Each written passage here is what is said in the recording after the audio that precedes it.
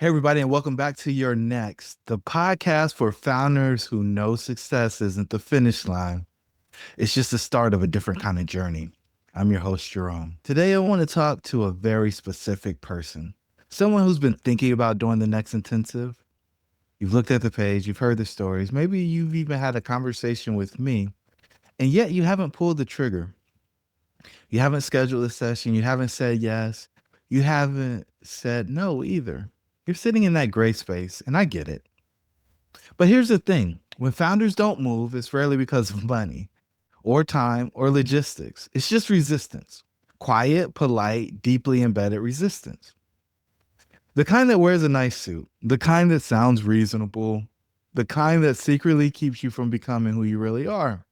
And in today's episode, I'm going to walk you through the most common objections I hear on the surface and then unpack what's really underneath them. Because until you name the fear, it runs the show. And I have a feeling this might be the episode you didn't know you needed to hear. So let's get into it. Let's dive in. I've heard every reason under the sun on why a founder hesitates when it comes to taking the next step. But here's what I've realized. The objections themselves are just surface level. The real reasons are deeper. And I'm going to walk you through the most common ones I hear and what they're really saying about their next move. Objection number one, it's not the right time. I get it. You're busy. You've got the business running, deals in the pipeline, and you're juggling a million things. But when someone says it's not the right time, what they're really saying is, I'm afraid of what I'll have to confront if I slow down. See, it's not the timing that's the issue. It's the fear of stopping long enough to look at what's going on inside. It's easier to stay busy than to face the fact that you're exhausted, overwhelmed, or unclear about what's next. But here's the truth. The right time to look inward isn't when everything is perfect. It's when you're tired of pretending everything is. Now let's look at objection number two. I don't know if this will work for me. This one hits hard for so many high performing founders. They've been solving problems with strategy for years, right? But now they're being asked to explore something deeper, more personal. And that feels uncomfortable. You're not working on a business, you're working on me. What they're really saying is, I've always solved problems with logic and strategy. What if this needs something more? Here's the thing, the next intensive doesn't work like the business playbooks you're used to. But that doesn't mean it's not effective. It's a different kind of solution, a one of a kind solution, one that aligns your life, your legacy, and your next chapter. And once you get past the fear of the unknown, that's where the real work happens. Objection number three, I need to talk to my advisor. Now, that could be your spouse, it could be some people on your team, it could be a coach. You know who I'm talking about. The ones who are often the loudest in your head when you're trying to make a decision. And on the surface, it sounds like a perfectly reasonable objection, right?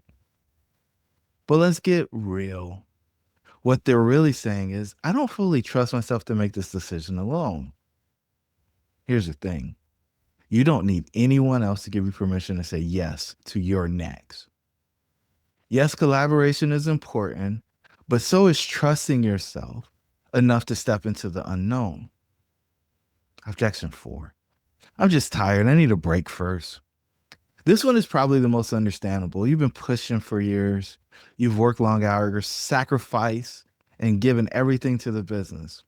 But when you say I need a break, what you're really saying is I've been in survival mode for so long that rest feels safer than growth.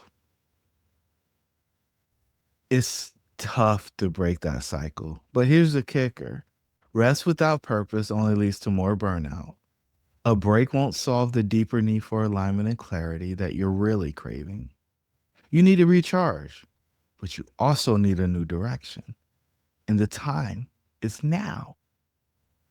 What if I do the work and nothing changes is objection number five. I've heard this fear from some people. especially the most successful ones by traditional standards. And it always breaks my heart because I know exactly what it's tied to. What they're really saying is, I'm scared to hope again. I'm scared to hope again. What if you invest your time, your energy, and your heart and nothing changes? But here's what's wild. The work isn't about making everything change in one session.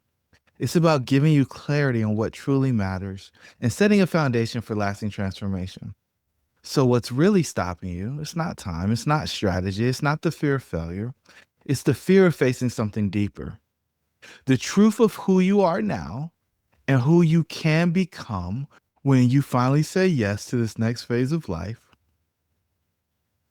Let's get honest for a second. All those objections we just talked about, they point to something deeper. A fear that lives beneath the surface for almost every founder I work with. It's not the fear of wasting time. It's not the fear of making the wrong investment. It's not even the fear of being wrong. More often than not, it's the fear of being seen, really seen. Because for years, maybe decades, you've been the one who's known for something, the visionary, the rainmaker, the one who pulled it off. You got that rabbit out the hat. You've been admired, envied, and even emulated, but not always known. Because being known means being vulnerable. And for many high achievers, the apex performers, vulnerability feels like weakness. But here's the truth. Vulnerability is not exposure, it's access. It's how you access clarity, connection, meaning, and finally, fulfillment that actually lasts beyond the next deal or the next company. And I know this fear intimately. When I walked away from my first big success after the $20 million division, I didn't realize I had built my entire identity around performance. The applause, the title, the income, the vehicle, the trip. So when it all went quiet, I panicked. I didn't know who I was without the role, without the armor, without the accolades. That's what I call the founder's exit paradox. You spend years trying to make your business successful, only to feel lost the moment you step away from it. And at the root of the paradox is this one silent question. If I let go of what I've been, will anyone want to know who I really am? That question keeps people stuck. It keeps them circling for clarity, but never stepping into it. It keeps them looking for that next thing to build instead of asking why they're building at all. But here's what I learned personally and through all of the founders that we've worked with. The moment you allow yourself to be seen, not by the world, but by yourself, is the moment things start to shift. Because being seen isn't about exposure, it's about liberation. The change doesn't happen until you're willing to be known. So if you've been afraid that this work will change you, you're right. But it won't break you.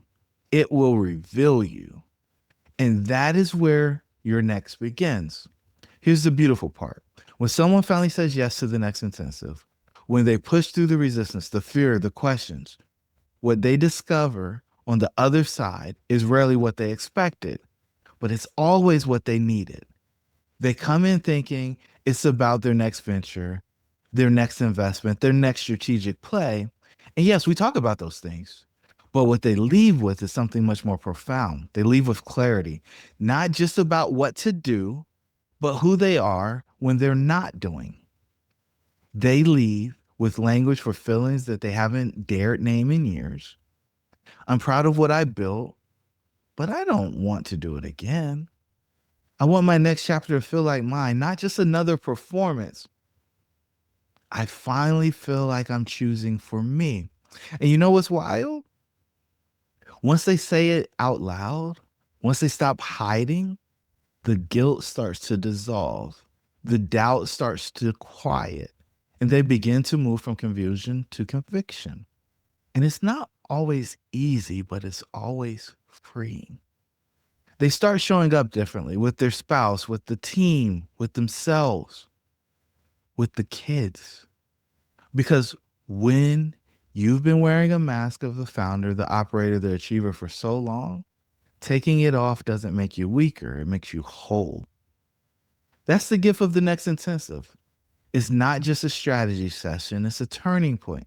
And for many of the people I work with, it's the first time in years that they felt fully alive. That's what authenticity does. Look, if anything I said today hit a nerve, if you found yourself hovering over the schedule a call button, get a consult, troubleshooting, or you're reading the next intensive webpage for the fifth time, but still not moving forward, this is your moment. This isn't a sales pitch. You're not in the funnel. We're holding up a mirror that's asking, are you willing to stop circling the life you want and finally step into it? I'm not here to pressure you, but I am here to challenge you, because staying stuck in a decision, it's a mirror that's asking, are you willing to stop circling the life you want and finally step into it? I'm not here to pressure you, but I am here to challenge you, because staying stuck is a decision. And so is saying yes. Yes to clarity, yes to alignment, and yes to finally being seen. Not for what you've built, but for who you are.